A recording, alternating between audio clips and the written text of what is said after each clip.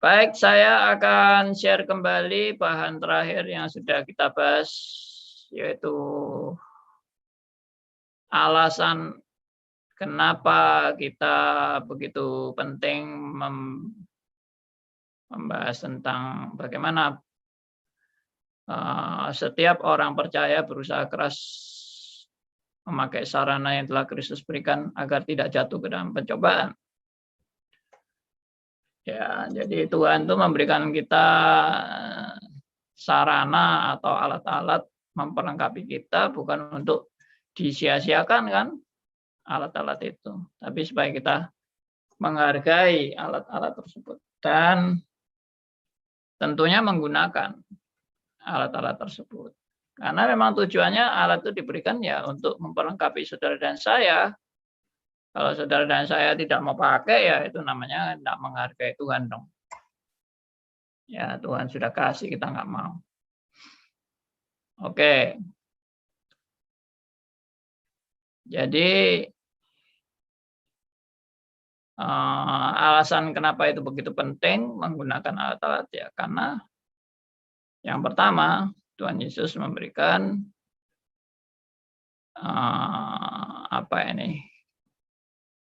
tentang ajaran tentang bagaimana permohonan dalam doa menghadapi pencobaan.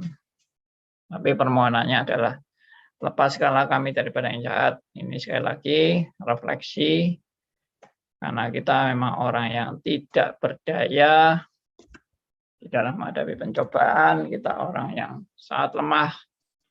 Tanpa Tuhan menolong kita, kita pasti hancur. Karena itu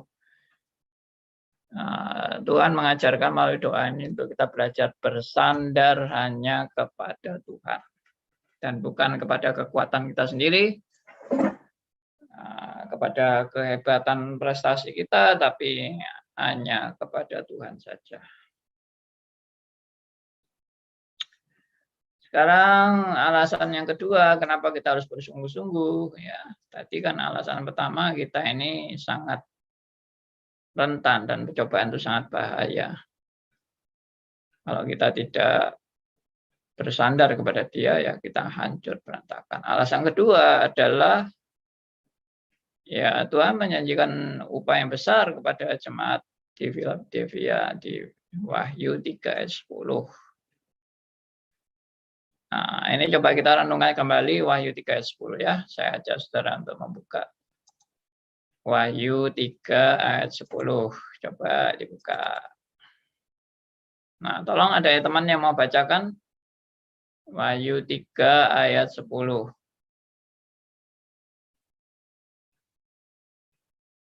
Silakan, teman-teman. Karena engkau menuruti firman-Ku untuk tekun menantikan Aku, maka Aku pun akan melindungi engkau dari hari pencobaan yang akan datang atas seluruh dunia untuk mencobai mereka yang diam di bumi. Ya. Jadi ini firman Tuhan. Firman Tuhan juga mengingatkan saudara dan saya bahwa pencobaan itu akan datang dan sekarang tentunya sudah datang dan sedang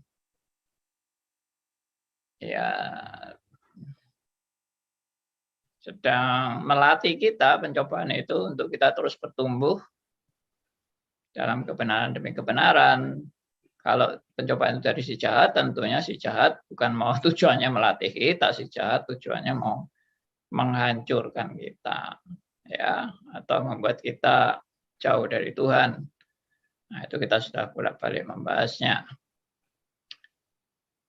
Jadi di sini ayat ini sebetulnya apa ya artinya? Coba kita baca baik-baik lagi. Karena engkau menuruti firman-Ku untuk tekun menantikan Aku, maka Aku pun akan melindungi engkau dari hari pencobaan yang akan datang atas seluruh dunia untuk mencobai mereka yang diam di bumi. Oke, yang kalimat ini sudah kita bahas bolak-balik ya. Saya coba blok ini, maka Aku pun akan melindungi engkau, ya. Ya, aku pun akan melindungi engkau dari hari pencobaan yang akan datang atas seluruh dunia. Untuk mencobai mereka yang diam di bumi. Nah, ini perlindungan Tuhan ya. Perlindungan Tuhan, jaminan perlindungan Tuhan.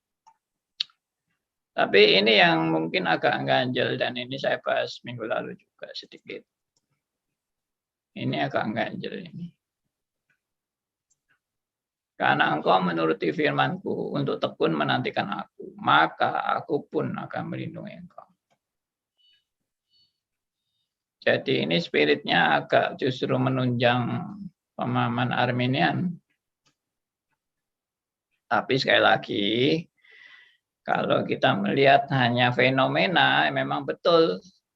Di sini jelas kalimatnya, karena engkau menuruti firman-Ku untuk tekun menantikan aku, maka aku pun akan. Nah, jadi ini ada sebab, ada akibat. Ada tindakan, ada respon. Nah, jadi kalau kita lihat hanya kalimat ini, maka kesannya adalah aku yang bertindak, lalu Tuhan meresponi tindakanku, ya kan? Engkau menuruti firman-Ku untuk tekun menantikan aku, maka aku pun akan melindungi engkau. Ya, ini respon dari Tuhan. Jadi Tuhan itu di sini kelihatan sekali hanya meresponi. Sedangkan yang menentukan tindakannya adalah saya. Maka aku pun akan melindungi. Ya, Tuhan yang melindungi. Tuhan baru mau melindungi kalau apa? Kalau kita menuruti, ya ini. Kalau engkau menuruti firman-Ku, maka aku pun melindungi engkau. Maka yang mana duluan? Aku yang nuruti dulu, baru Tuhan melindungi, atau Tuhan melindungi dulu, baru aku menuruti? Ya, kalau lihat dari kalimat ini, ya aku duluan. Aku yang menuruti, baru Tuhan melindungi. Kalau aku tidak menuruti, ya Tuhan tidak akan melindungi. Kalau aku tidak taat, ya Tuhan akan tidak menjamin hidup kita dari pencobaan. Jadi, semua tergantung dari kita mau menuruti atau tidak. Nah, sekali lagi saya anjurkan Anda untuk membaca itu dengan komprehensif, membaca dengan holistik, membaca secara integrated, membaca secara konsisten, membaca secara tekstual, kontekstual, dan kontentual. Dan membaca secara harmonis. Kalau tidak, kita pasti dalam kalimat-kalimat model begini, sebab akibat, berarti Tuhan itu hanya meresponi apa yang kita sudah bertindak. Saya kalau tidak setia, Tuhan juga tidak setia. Kalau saya setia, Tuhan baru setia. Kalau saya tidak taat, Tuhan pun akan tidak melindungi kita. Kalau saya taat, baru Tuhan melindungi kita. Jadi Tuhan itu hanya meresponi saja. Dalam hal ini, ya tafsirannya menurut saya itu tafsiran yang hanya melihat secara fenomena saja. Tafsiran fenomena. Fenomena itu apa? Gejala yang dilihat dari permukaan. Tapi kita sudah belajar banyak ya tentang hal ini. Dan Tuhan menyadarkan saudara dan saya, kalau sampai aku bisa setia, itu bukan karyaku. Tolong mic-nya di mute yang baru masuk. Tolong di mute mic-nya. Ya, saya ulangi. Bahwa bahwa kalau sampai saya bisa menuruti firman, itu bukan karyaku. Itu karena Tuhan yang sudah terlebih dahulu mengubah hidupku. Tuhan yang lebih dahulu merubah rohku yang mati dihidupkan. Karena Tuhan yang terlebih dahulu mencelikkan mata rohaniku dari buta menjadi tercelik. Kalau bukan Tuhan yang bekerja terlebih dahulu, aku tidak mungkin sadar dari diriku sendiri. Nah, kalau Tuhan sudah menyadarkan aku, Tuhan sudah membuka mata rohaniku, Tuhan sudah menginsyafkan aku, Tuhan sudah mencelikkan mata rohaniku, sehingga aku dimampukan untuk mengenal kebenaran yang Tuhan nyatakan di dalam hidupku. Maka aku pasti ya diarahkan, dibimbing, dituntun untuk apa? Menuruti firman Tuhan. Jadi memang Tuhan mau bahwa kita itu menuruti firman-Nya. Baru perlindungannya itu dinyatakan kepada kita. Tapi yang memperlengkapi aku atau menyadarkan aku dan mengisyafkan aku untuk menuruti firman juga pekerjaan Roh Kudus. Jadi pekerjaan Tuhan itu lengkap dalam hidupku, satu paket. Tuhan yang pilih aku sebelum dunia dijadikan. Tuhan yang berkarya untuk melahirbarukan aku. Tuhan yang mencelikkan aku dari mati rohani menjadi tercelik mata rohaniku. Dari mati menjadi bangkit, rohaniku hidup dengan hidup baru. Mataku yang buta menjadi tercelik. Itu semua pekerjaan Tuhan yang mengisyafkan aku. Dan kalau aku sudah insyaf, pasti aku juga dituntun dan dibimbing menuruti firman-Nya. Dengan demikian Tuhan memang menyatakan jaminan dan perlindungan di dalam seluruh kehidupan kita, termasuk di dalam menghadapi pencobaan. Jadi menuruti firman karena saya memang orang pilihan. Kalau aku bukan orang pilihan, ya aku tidak mungkin menuruti firman. Karena aku orang pilihan, maka Tuhan melindungi aku. Jadi jelas, orang pilihan pasti belajar taat pada firman. Orang pilihan pasti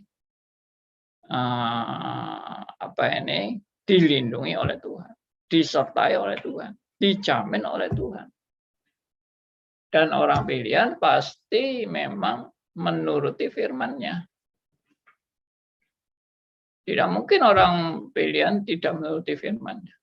Itu berarti ya bukan orang pilihan. Tapi bagaimana Pak kalau jatuh dalam dosa? Katanya orang pilihan bisa jatuh. Iya bisa. Bagaimana kalau orang pilihan masih punya keakuan? Ya memang ada masih keakuan. Saudara dan saya masih punya keakuan. Karena itu di dalam kita masih bisa jatuh dalam dosa, kita masih punya keakuan, kita punya kedagingan, kita punya egosentris, kita punya kemunafikan, kita ya segala macam kedagingan, kita bisa gila harta, gila kedudukan, mungkin gila wanita atau gila-gila yang lain. Saudara dan saya masih punya kegilaan-kegilaan. Tuhan sedang mendidik dan menghajar saudara dan saya untuk menuruti firman-Nya. Dengan demikian memang Tuhan pasti melindungi saudara dan saya. Tuhan tidak mungkin meninggalkan saudara dan saya. Tidak mungkin. Ya, saudara dan saya dijamin oleh firman Tuhan sendiri bahwa Dia tidak pernah meninggalkan anak-anaknya. bagaikan induk ayam yang melindungi anak-anaknya. Ya, itulah jaminan Bapa di surga yang akan melindungi anak-anaknya. Tidak pernah meninggalkan kita. Tapi kenapa kok masih perlu diperingatkan? Kenapa masih perlu diperingatkan? Kenapa perlu masih dikasih ayat? Karena engkau menuruti firman-Ku, maka aku pun melindungi engkau. Kenapa perlu diingatkan ini? Yang pertama, karena kita punya kedagingan, masih punya kedagingan, dan kedagingan itu perlu memang disalibkan kedagingan itu, diremukkan kedagingannya, dihancurkan kedagingannya. Karena itu perlu firman untuk mengingatkan. Ada orang bilang, kalau kita ini sudah dijamin oleh Tuhan, sekali selamat tak selamat, ya tidak perlu ada peringatan lagi. Nah, kesimpulan-kesimpulan yang terlalu dangkal dan terlalu, bagi saya terlalu naif, ya, menuduh orang reform seenaknya. Kalau Tuhan sudah menetapkan semua, ya buat apa penginjilan, buat apa peringatan, dan kalau sekali selamat tak selamat, ya biarin aja, dosa juga tetap selamat. Itu sekali lagi penyataan orang yang nggak paham tentang reform tapi sok pinter. Jadi kalau begitu buat apa peringatan? Peringatan itu untuk memproses kehancuran kedagingan saudara dan saya. Karena kita berkata, matikanlah manusia lamamu. Matikanlah itu terus-menerus. Terus-menerus, tak pernah selesai. Matikanlah. Hari demi hari matikanlah. Lah kok tidak habis-habisnya? Memang itu menjadi pergumulan. Saudara dan saya selagi hidup untuk terus-menerus belajar menyangkal diri, memikul salib, tidak mengutamakan keakuan, tapi mengutamakan Tuhan di atas segala-galanya. Dan mengutamakan keakuan itu bagi saudara dan saya tidak mungkin habis nol. Omong kosong kalau orang bilang, keakuanku sudah lenyap. Aku sudah berhasil dalam menyangkal diri dan memikul salib. Aku sudah sempurna dalam mengikut Tuhan. Ya, saya langsung aja sebut itu gombal. Ya, itu omong kosong, bullshit, dusta, sok hebat, sok perfect. Saya mengatakan ini bukan saya lalu iri hati dengan orang.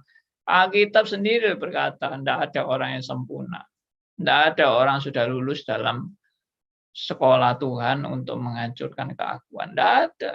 Lulusnya kita ini bukan lulus, tapi lolos. Lolos kenapa? Karena yang meluluskan itu Tuhan. Bukan karena kita punya prestasi yang betul-betul berhasil lulus. Ya, Alkitab itu loh kalau dikatakan, wah, Tuhan memuji orang yang sungguh-sungguh taat sama Tuhan, sungguh-sungguh bersaksi sampai jadi martir. Lalu itu puji-pujian bagi dia yang sudah berkorban dan sebagainya. It's okay. Ya, tapi kita sadar benar bahwa karya prestasi tiap manusia itu kan juga karena perlindungan Tuhan.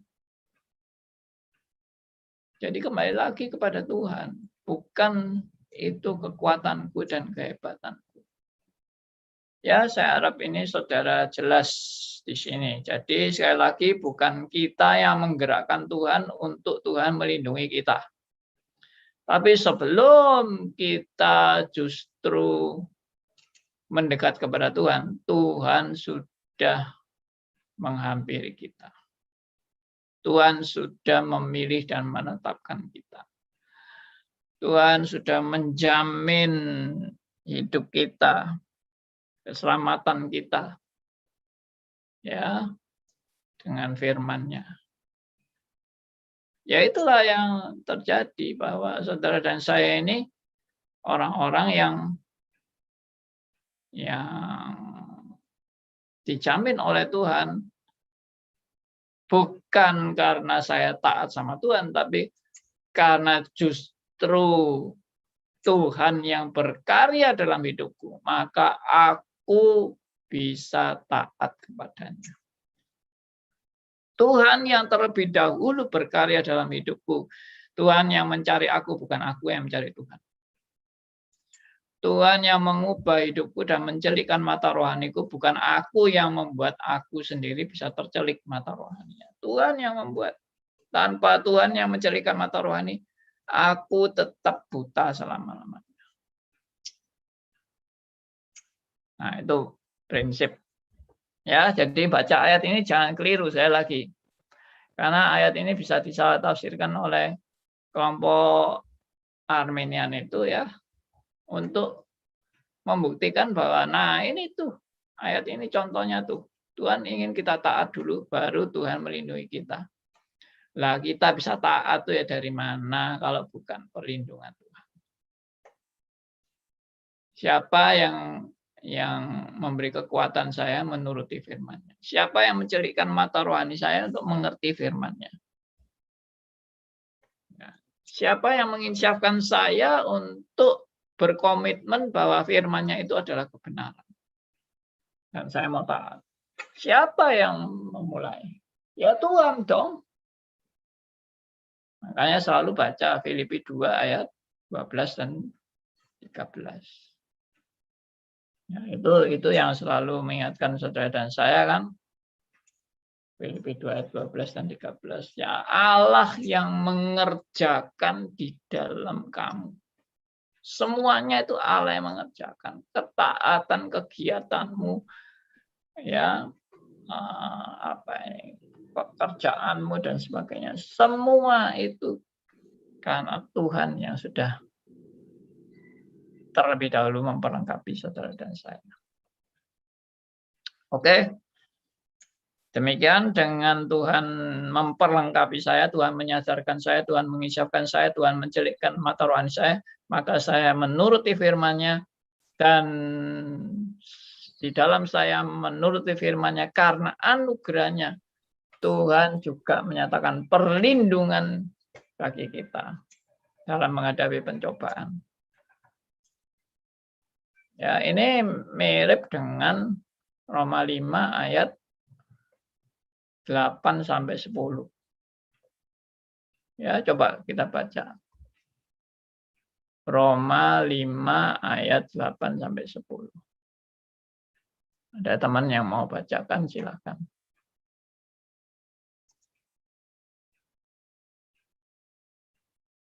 Roma 5 ayat 8 sampai 10.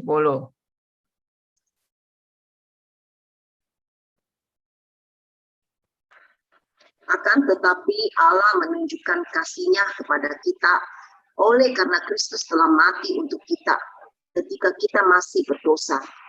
Lebih-lebih karena kita sekarang telah dibenarkan oleh darah-Nya. Kita pasti akan diselamatkan dari murka Allah.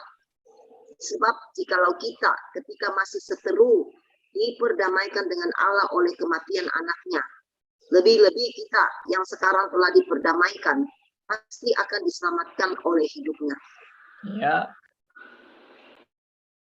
Allah menunjukkan kasih karunia kepada kita ketika kita masih apa? Ayat 8. Berdosa. Yes. Bukan ketika kita sudah taat kepadanya. Nah, ini penting. Allah menunjukkan kasih-Nya kepada kita ketika kita sudah mau taat kepadanya, maka Allah menunjukkan kasih-Nya kepada kita. No. Allah menunjukkan kasih-Nya kepada kita ketika kita masih berdosa. Ya. Ini suatu kebenaran yang saya nyatakan bukan dari diri saya, tapi Alkitab yang menyatakan. Makanya tadi saya bilang, kita kok bisa menuruti firman dari mana? kalau bukan Tuhan yang bekerja terlebih dahulu di dalam hidup kita untuk menginsyafkan kita. Nah, ayat 9. Lebih-lebih karena kita sekarang telah dibenarkan oleh darahnya, kita pasti diselamatkan dari murka Allah. Nah, jadi jaminannya adalah kita diselamatkan itu sebetulnya bukan karena ketaatan kita. Kita diselamatkan itu karena kasih-Nya kepada kita. Kristus sudah mau mati untuk kita ketika kita masih berdosa. Jadi puji Tuhan, saudara ya, Alkitab sangat jelas menegaskan siapa yang berinisiatif terlebih dahulu, bukan manusia. Jadi Wahyu 3 ayat 10 ini meskipun kesannya manusia yang berinisiatif, tapi kita tidak boleh berpancang kepada ayat ini lalu kita klaim berarti kita harus bisa berbuat menyenangkan Tuhan. Baru nanti Tuhan senang kasih kita hadiah-hadiah. Itu namanya yang saya katakan minggu lalu itu berarti kita itu kalau gitu ya orang kayak nyogok Tuhan. Kita nyogok Tuhan. Untuk Tuhan itu akhirnya nurut kemauan kita. No. Kita bukan menyembah berhala ya. Kita bukan menyembah jin lampu Aladin. Kita menyembah Allah yang maha sempurna dan bijaksana. Ya, saya harap kebenaran ini boleh menguatkan saudara dan saya ya tentang bagian daripada bukunya John Owen tentang pencobaan. Sekali lagi saya bacakan firman Tuhan yang sudah kita renungkan ini dari Wahyu 3 ayat 10. Saya bacakan sekali lagi.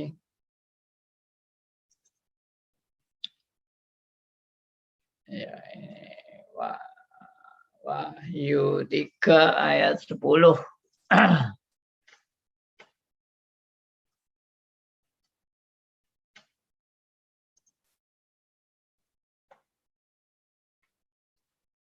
Ya, karena engkau menuruti firman-Ku untuk tekun menantikan Aku, maka Aku pun akan melindungi engkau dari hari pencobaan yang akan datang atas seluruh dunia untuk mencobai mereka yang diam di bumi. Jadi pengertiannya ini bukan gara-gara kita taat baru Tuhan mau melindungi kita. Tuhan itu justru melindungi kita sebelum kita taat. Tapi Tuhan melindungi kita sebelum kita taat untuk apa? Untuk kita taat, belajar taat kepadanya. Jadi itu memang suatu yang mutual ya. Yang terus merupakan lingkaran yang berulang, yaitu Tuhan yang bekerja dalam hidupku, baru aku bisa meresponi anugerah Tuhan dan menuruti firman-Nya. Setelah aku menuruti firman-Nya, Tuhan pun juga menyatakan perlindungannya kepada kita di hari pencobaan. Dari hari pencobaan. Ya, Tuhan akan menjamin kita. Jadi, apakah bisa begini? Meskipun saya taat atau tidak taat, ya Tuhan tetap melindungi saya. Nah, saya ingin coba Anda merespon kata-kata ini. Meskipun saya taat atau tidak taat, Tuhan tetap melindungi saya. Karena itu jaminan Dia bagi hidup saya. Nah, silakan tanggapi. Ayo, siapa aja sekarang boleh ngomong. Saya sudah banyak ngomong.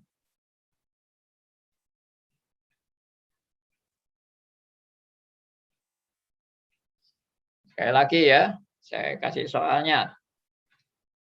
Meskipun saya taat atau tidak taat, Dia tetap melindungi saya.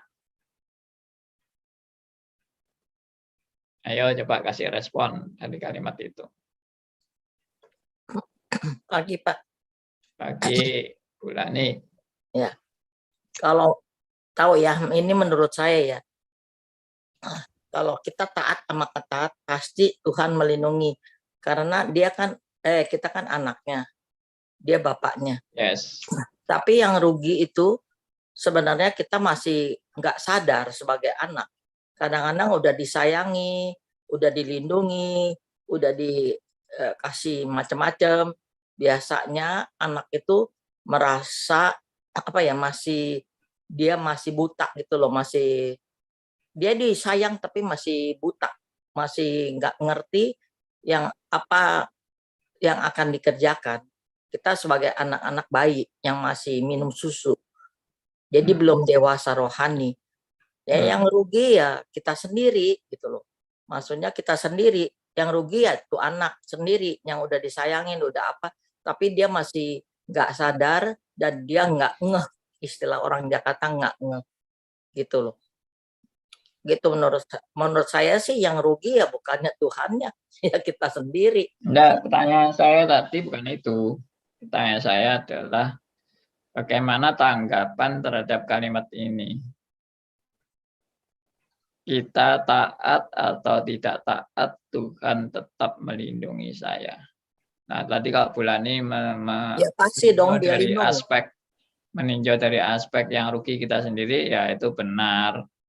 Tapi kalimat ini problemnya di mana? Kita taat atau tidak taat, Tuhan tetap melindungi kita. Kalau menurut saya sudah pasti Pak, kan karena kita anaknya, karena kita suatu anugerah Tuhan. Ya, oke. Kita mencari itu. Oke. Mencari kita. Ya, oke. Baik.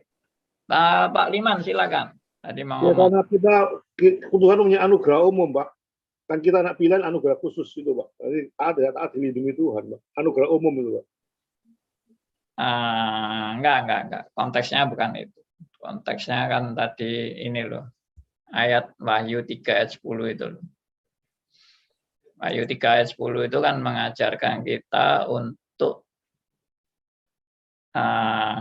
kita menuruti firman. Dan untuk tekun menantikan Tuhan. Maka dikatakan, maka aku pun akan melindungi engkau dari pencobaan yang akan datang. Tapi kan didahului dengan karena engkau menuruti firman-Ku untuk tekun menantikan aku, maka aku pun akan melindungi engkau. Nah, ini kan sepertinya kalimat ini kan kalimat sebab akibat. Lalu saya sekarang buat kalimat begini. Kita taat dan ataupun tidak taat, Tuhan tetap melindungi kita. Nah, ini dikonter dengan ayat Wahyu 3 ayat 10 ini. Nah, bagaimana tanggapan Anda? Bukan ada satu ayat mengatakan kalau kita tidak setia, dia tetap setia. Benar. Kalau kita menyangkal, dia tidak bisa menyangkal dirinya sendiri. Betul. Tapi di dalam hal ini, kalau saya melihat, kalau orang punya itu pikiran bilang meskipun saya taat atau tidak taat, dia tetap melindungi saya. Dia harus mempertanyakan dirinya, apakah dia sudah bertobat atau enggak gitu. Itu aja, Pak. Oke. Kalau saya gini, Pak, mungkin taat atau tidak taat itu semua kan karena Tuhan, Pak. Jadi kita kembali lagi ke kedaulatan Tuhan. Ya. Kita taat pun karena Tuhan. Kita nggak taat pun ya juga karena Tuhan, Pak.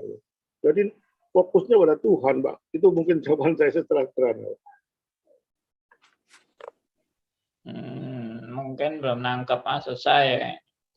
Jadi seperti ini firman yang kurang nangkep antara digabungkan dulu kan taat kasih penyamaan di taat semua dalam perlindungan Tuhan. ya. Counter apa, Pak? Maksud taat semua dalam perlindungan Nah, Tuhan. ini loh dari Wahyu 3:10 ini loh, Pak. Karena engkau dia. Aliman ini kita harus lihat apakah ini orang dia sudah dilahirkan kembali atau tidak. Karena orang yang sudah dilahirkan kembali, dia akan punya kerinduan meskipun mungkin dia tidak mampu gitu. Tapi dia akan punya kerinduan terus-menerus yang membuat dia lambat laun oleh kasih karunia Allah itu untuk mampu melakukannya. Nah, itu ada poin itu dari Bu Willy itu. Karena engkau Jadi menuruti bukan masalah bahwa Tuhan yang ini, tapi ini yang kita harus lihat bahwa setiap orang yang sudah dilahirkan kembali, dia akan punya satu proses kerinduan itu. Dan itu juga anugerah Tuhan yang berikan kepada dia. Nggak langsung menjadi sempurna begitu, nggak langsung menjadi gimana, tapi punya kerinduan gitu. Dan proses terus menerus itu maksudnya gitu. Jadi kalau orang mengatakan, oh kalau saya tidak taat, Tuhan tetap melindungi saya. Dia harus mempertanyakan dirinya juga, apakah dia sudah lahir kembali atau enggak gitu. Itu saja. Pak Andi. Ya, Pak Keki. Sejak saya mendengarkan Pak Andi Halim bilang, ya anak Tuhan, taat tidak taat, tetap kan dilindungi. Ya dah. Saya memang sudah lahir baru, dan saya kebiasaan, kalau nyetir kendaraan sama istri, keluar, itu biasa saya di jalan sambil berdoa. Nah, sekarang ini kan saya dengarkan dengan Pak Andi Halim, karena Tuhan tetap melindunginya dengan anaknya. Tadi saya kendarai, kadang-kadang sampai saya nggak doa, saya tahan. Cuma merasa kok gak enak. Jadi saya ngomong sama Tuhan lagi, Tuhan lindungi, Tuhan konsentrasi kalau aku mengendarai mobil ini. Sudah kebiasaan Pak, hindarilah serangan setan bentuk apapun. Baru tenang mengendarai wena gitu. Kalau nggak doa rasanya kok, wah iki kok rasanya Tuhan nggak menyertai gitu loh. Wah, jangan-jangan doanya Pak Keki ini menjadi mantra sudah. Iya, takutnya gitu. Makanya saya hilangkan. Dan doa malam, doa pagi, biasa selamat pagi sampai malam, saya hilangkan. Cuma kadang-kadang keluar lagi, aduh salah ini. Gitu loh. Saya berubah, saya berubah maupun kecil-kecil itu, gitu loh. Banyak berkat dari Pak Andi Halim, saya berubah. Ya, gitu. puji Tuhan. Karena dulu kan nggak diajari tentang itu. Oke, terima kasih. Pak Keki. Ya. Mungkin Pak Keki harus sadar bahwa mungkin Pak Keki itu terlalu dikuasai dengan kekhawatiran. Jadi, ada juga mengendarai mobil itulah yang takut. penyebabnya. Jadi mungkin itu harus lebih ditangani gitu daripada maksudnya mengatakan bahwa kok enggak enak gitu. Tapi kita harus tangani gitu. Apa yang membuat kita khawatir? Mungkin cari akarnya gitu. Dan kita bawa di dalam doa agar Tuhan menolong. Khawatir ada apa-apa. Karena mengendarai mobil kalau nggak konsen kan bahaya. Gitu loh. Mungkin kekhawatirannya itu karena kita punya dasar pemikiran tentang kedaulatan Allah, penetapan Allah itu kurang kuat. Kurang mantap ya. Ya, kurang mantap. Ya, Pak Andi. Silakan. Ya, Pak Elia, silakan. Enggak, saya menggoda Cik Willy sama Oma Lani. Mereka berdua panggil Pak Keki, saya ikut panggil Pak Keki, gitu loh Pak. Gak jelas suaranya. Nggak jelas, Pak. Iya, suaranya ngomplung. Rasanya suaranya ngomplung. Pandi. Ya, siapa ini? Sugianto, Pak. Oh ya, Pak Sugianto, silakan. Kalau menurut saya, Wahyu 3 ayat 10 nih, ditujukan untuk orang-orang pilihan. Yes. Jadi karena dia orang-orang pilihan, dia pasti menuruti firman dan melakukan semua kehendak Allah sehingga dipelihara oleh Tuhan. Itu aja. Oke. Lalu kalimat saya tadi itu Pak, gimana Pak Sugianto menanggapi? Yang mana Pak? Taat atau enggak taat, Tuhan tetap melindungi kita. Ya, kitanya kan yang orang pilihan. Nah, itu udah ya, otomatis, Pak. Maksudnya kalimat saya tadi itu Bapak menanggapi bagaimana? Kalau ini kan karena engkau menuruti firman-Ku, maka aku melindungi. Nah, lalu saya compare-kan dengan kalimat tadi. Kita taat atau enggak taat, Tuhan tetap melindungi kita. Nah, itu bagaimana? Ya, ya pasti betul Pak, karena kan kita orang pilihan Pak. Ya. Lalu Intinya- maksudnya di-compare dengan ayat ini itu bagaimana, Pak? Wah, itu nanti Pak, belum kepikir tuh Pak. Nah, ya Pak oke, Andi. oke. Pak Andi, Ya, Pak Pramana. kalau saya mikir taat atau tidak taat, kita tetap hidup Tuhan. Nah, kalau kita anak tuh ya pasti belajar taat. Jangan sampai nggak taat tetap hidup, tapi kan itu kan sekarang misalnya kita orang tua kan anak kecil nekat terus seolah-olah kok mencobai itu jarak gitu loh. Kayak kita memang usaha anak tuh ya belajar Ya, taat. ya. Oke. Itu Pak. Good, good, good. Mungkin Jadi saya kalau boleh, namanya Pak, anak tambahkan, Tuhan Pak. ya harus belajar taat, bukan mencobai Tuhan. Nih, aku mau nggak taat, aku mau tahu Tuhan tetap melindungi aku nggak. Itu namanya sikap kurang ajar itu ya. Mungkin saya boleh tambahkan, Pak. Silakan, Pak Yoga. Iya, Pak. Taat nggak taat itu nantinya kan masuk ke dalam proses, Pak ya. Jadi kita itu masih dalam proses sehingga nanti baru ayat 10 ini jalan. Sanctification of obedience, Pak itu, Pak. Itu mungkin tambahannya, Pak. Yes, yes. Jadi masih dalam proses yang akan diarahkan ke seperti Wahyu 3 ayat 10. Ya, good. Pak Andi, saya mau jawab, Pak. Silakan, Deviana. Kalau menurut saya, kita taat tidak taat, kita tetap akan dilindungi. Karena intinya kita itu, kita pun mempunyai relasi dengan Tuhan. Kita percaya pada Tuhan bahwa Tuhan akan menuntun kita ke arah yang lebih baik. Kita pasti akan mentaatinya, belajar mentaatinya. Yes. Tapi anak kita ya, walaupun dia taat apa enggak, kita tetap akan melindungi dia. Seperti itu. Terima kasih, Pak Adi. Oke, good. Oke, Pak Bu Andi, Boleh bantu jawab juga, Pak. Silakan, Bu. Siapa? Ervi. Bu Ervi. Ervi. Silakan, Bu Ervi. Menurut saya taat tidak taat itu pasti kita tetap dalam perlindungan Tuhan. Ya. Kalau di saat kita tidak taat, contoh misal seperti Ayub ya Pak, saat-saat dia ada putus asa, tapi Tuhan tetap jaga dia gitu, sampai nanti kita itu akan disadarkan kembali oleh Roh Kudus gitu. Yes. Itu aja Pak. Oke, good. Andi, ini mungkin saya jawab dengan pengalaman, Pak ya, dengan ilustrasi. Bentar, saya mau tanggapi dulu yang Bu Ervi ya. Jadi Bu Ervi tadi menekankan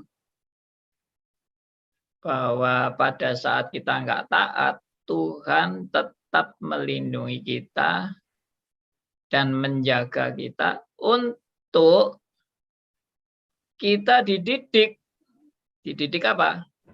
Dididik untuk taat. Jadi kata-kata taat atau enggak taat, Tuhan tetap melindungi kita, bukan itu sebagai excuse untuk saya boleh tidak taat pun enggak masalah. Bukan itu. Tapi maksudnya jaminan daripada Tuhan yang melindungi kita itu untuk kita dihantar pada pertobatan. Demi pertobatan. Nah itu maksudnya Tuhan melindungi, bukan Tuhan melindungi itu ya gak apa-apa kamu masih gak taat silakan, gak taat Tuhan tetap mengasihi kamu. Jadi kamu boleh aja gak taat ya, bukan gitu ya kan. Oke silakan Pak Liman tadi mau ngomong. Berarti gini Pak, ini kontradiksi Pak. Seperti saya dulu sebelum jadi anak Tuhan, sebelum jadi Kristen, saya tidak taat. Saya ngebut-ngebutan atau apa, tapi tetap dalam pelindungan Tuhan. Kalau saya tidak dalam pelindungan Tuhan, pada itu mungkin saya mati, jadi saya tidak bisa terima Tuhan. Iya, tidak bertobat. Bertobat. Tapi kalau dibalik lagi Pak, kalau memang orang itu, pertanyaan saya, Pak, kalau orang itu memang tidak bertobat selamanya, apakah Tuhan juga melindungi, Pak? Apakah tidak langsung di... Iya, enggak ada jaminan untuk orang yang bukan pilihan Tuhan. Ini kan memang konteksnya tadi beberapa teman sudah menegaskan, ini konteksnya untuk orang pilihan. Andi, boleh saya jawab? Oke, ngerti saya, Pak. Terima kasih, Ya, Pak. thank you. Mbak Elia, silakan. Suaranya sudah terganggu nggak? Lebih lumayan, lebih enak. Satu ayat di depan Pak memberikan satu arahan sebab akibat. Yang ayat kedua, walau sebab akibat itu dia tetap pada pemeliharaan. Saya jadi berpikir gini, Pak. Kalau Tuhan tidak pelihara orang yang percaya atau tidak percaya, ya sudah kemana kan gitu ya, Pak. Ya, itu satu konsepnya. Yang kedua, apalagi anak pilihan, apalagi anak Tuhan, itu adalah merupakan kalimat kedua, yang ayat kedua merupakan jaminan Tuhan kepada anak-anaknya. Yang ketiga, anak-anak Tuhan, mana ada yang taat, Pak, sampai dia mati, dia pasti tidak ada yang taat. Kalau dia bisa taat, merupakan tanda kutip yang keempat, anugerah. Jadi, itu kesimpulan jawaban saya. Nah, bingung kan bagaimana memutuskan? Thank you, Pak. Sangat bagus. Jadi mana ada anak Tuhan yang benar-benar taat 100% tanpa ada kelemahan, kekurangan, dan cacat celah. Tidak ada. Semua anak Tuhan itu pasti juga masih punya kedagingan, punya kelemahan, punya kekurangan.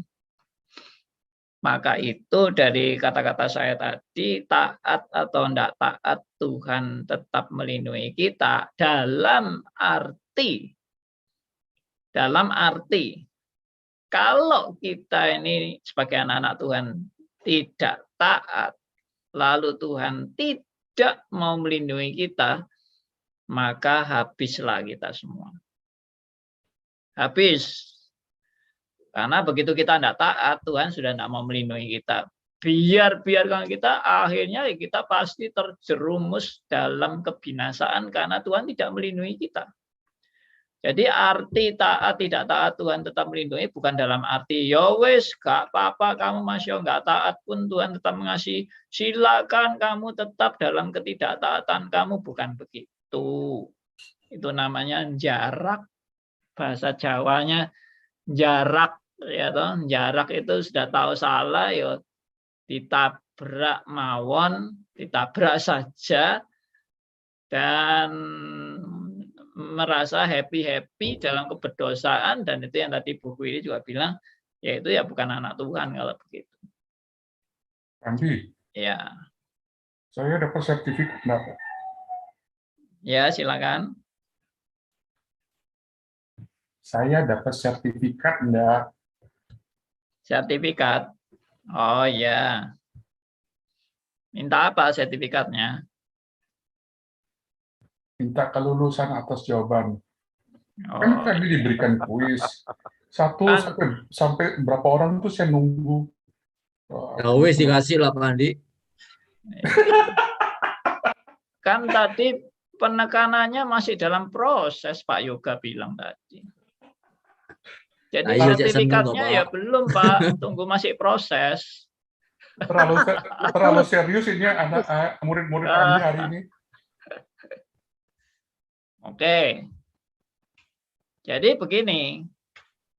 Tuhan waktu kita tidak taat, Tuhan melindungi kita.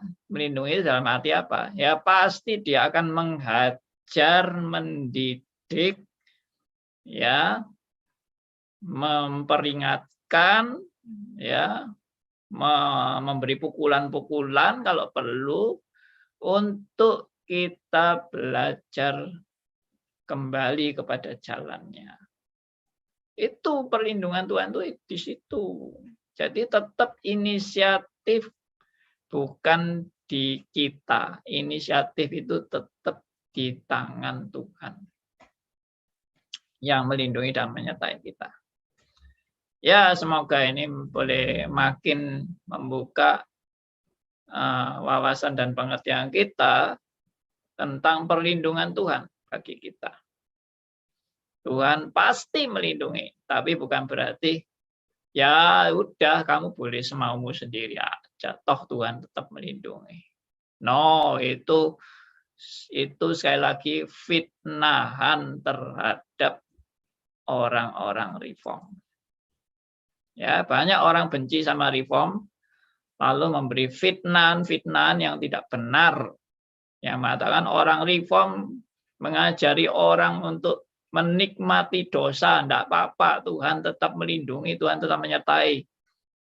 Orang-orang fitnahan yang memfitnah seperti itu seharusnya, ya ini kalau duniawi loh ya, seharusnya dilaporkan polisi supaya ditangkap karena sudah melakukan fitnahan yang tidak benar. Ya, reform tidak pernah mengajari seperti itu, tidak pernah mengajari sudah lu dosa aja terus tidak apa-apa, toh Tuhan tetap menyelamatkan kamu. Ya bukan gitu, itu tidak benar sama sekali itu. Ya, ya dan sebaliknya, kalau kamu taat, baru Tuhan mengasihi kamu. Kalau kamu nggak taat, Tuhan akan membenci dan meninggalkan kamu. Yaitu ajaran Arminian, justru itu bukan ajaran firman Tuhan. Ya, ini bukan fitnahan terhadap Arminian. Ini memang ajaran Arminian. Kalau kamu taat, Tuhan mengasihi engkau. Kamu tidak taat, Tuhan meninggalkan engkau. Dan engkau akan binasa pada saat engkau meninggalkan Tuhan. Yaitu karena tidak ngerti ayat, baca ayat sembarangan, disimpulkan sembarangan. Itu ayat-ayat dalam konteks perjanjian lama, dalam konteks bangsa Israel. Ya, Tuhan kan sering bilang gitu memang. Kalau kamu taat, aku memberkati engkau. Kalau kamu nggak taat, aku akan membinasakan engkau. Itu konteksnya apa? Itu konteksnya sebagai suatu bangsa Israel. Nah, kalau perjanjian-perjanjian Tuhan perjanjian Tuhan yang kepada secara pribadi, ya ini kan perjanjian Tuhan kepada secara pribadi. Artinya kalau saya taat, kalau saya nggak taat, ya Tuhan pasti menyertai saya dan melindungi saya. Kalau itu memang janji pribadi, itu yes. Nah, kalau kita mau teliti Wahyu 3 ayat 10 ini sebetulnya juga tidak kepada pribadi. Tapi ini kepada gerejanya. Ya. Kepada gerejanya. Jadi kalau kita lihat ayat ini kan, tuliskanlah kepada malaikat jemaat di Philadelphia. Inilah firman. Nah, kepada jemaat kan. Jadi ini konteksnya sebetulnya bukan kepada pribadi, tapi kepada jemaat. Tapi ini jemaat yang dimaksud di sini juga bukan sekedar jemaat yang kelihatan. Tapi ini janji Tuhan ini mencakup sebetulnya juga gereja dalam arti yang secara rohani. Ya, secara rohani. Tapi juga ada kaitannya dengan gereja yang kelihatan. Makanya di Wahyu pasal 3 itu dan seterusnya kepada surat-surat kepada jemaat, ya 7 jemaat. Nah itu ada yang Tuhan bilang memuntahkan engkau, ya toh, kamu suam-suam kuku dan sebagainya. Nah, itu konteksnya jemaat memang. Dan memang betul ada jemaat yang akhirnya musnah. Artinya gereja yang kelihatan itu bisa istilahnya tidak dipercaya lagi oleh Tuhan. menjadi suatu gereja yang menjadi saksi bagi kemuliaan nama Tuhan. Nah, tapi kalau konteksnya itu adalah pribadi, ya seperti tadi saya bilang kan, kamu taat, nggak taat, Tuhan tetap melindungi engkau. Nah, itu sudah jaminan pribadi ya. Seperti itu. Oke, saya harap saudara tidak bingung dengan masalah konteks untuk pribadi dan konteks untuk Israel. Konteks untuk Israel, suatu bangsa, adalah konteks di dalam janji Allah sampai Israel, janji Allah kepada Israel itu digenapi, yaitu Mesias yang datang melalui Israel. Tapi konteks janji Allah kepada gerejanya, ya di Perjanjian Baru, itu bisa dua konteks, ya gereja yang kelihatan dan gereja yang tidak kelihatan. Kalau gereja yang kelihatan, tidak ada jaminan Tuhan pasti menyertai selama-lamanya. Gereja yang kelihatan. Karena memang orientasi penyertaan Tuhan itu bukan pada gereja yang kelihatan, tapi kepada gereja yang tidak kelihatan. Nah, kalau gereja yang tidak kelihatan, yaitu orang-orang pilihan Allah, pasti, yaitu tadi, jaminan itu pasti sudah sempurna dalam hidup saudara dan saya, yaitu Tuhan pasti melindungi kita. Apapun yang terjadi bagi anak-anak Tuhan, Tuhan pasti menyertai kita. Amin.